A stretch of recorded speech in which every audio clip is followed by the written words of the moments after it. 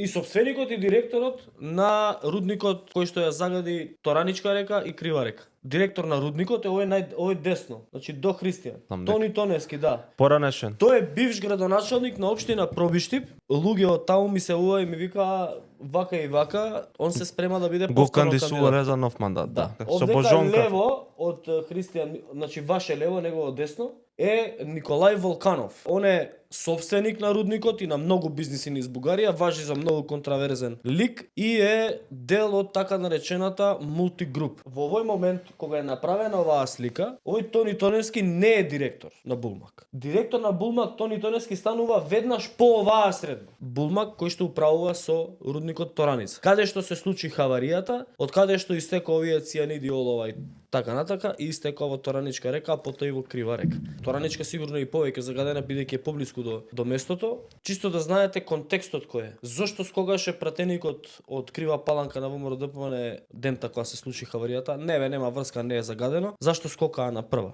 Без да направат било какво истражување. Заради ово. Така да систем